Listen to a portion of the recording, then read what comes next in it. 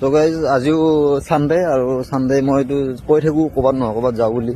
আজিও আহিলোঁ এখন সতী ৰাধিকা উদ্যানত, কিন্তু মোৰ এখন আহিব লগা ইচ্ছা নাছিল কাৰণ মই এখনত অহাৰ যোগ্য নহয়। কিন্তু মই মোৰ বন্ধু এই অনুপ কুমাৰ দাসে বৰ মানে সুদূৰ বৰাজলৰ পৰা আছে এখন চাবাক লাগি, আৰু বৰ ইচ্ছা মানে তাৰ এখন দেখুৱাবাক লাগি। এখন সি মানে লগ ধৰিলে এখনত আহিবাক লাগি, এইটো অনুপ কুমাৰ দাস।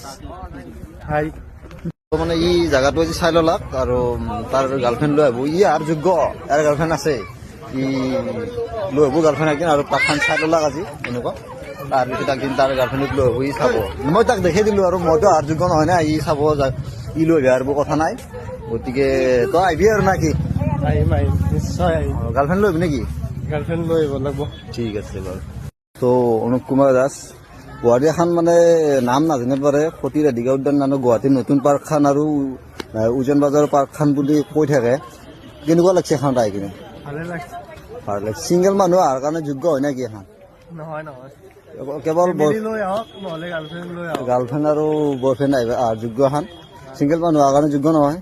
তোৰ এতিয়া আহি কিনে কেনে লাগিছে? ভাল লাগছে, সময়খিনি ভাল লাগিছে। তোৰ ভাল লাগিব, তোৰ গাৰ্লফ্ৰেণ্ড আছে না? তোৰ গাৰ্লফ্ৰেণ্ড লৈ আহিবি না একদিন? জানো জানো কিয় নাহে?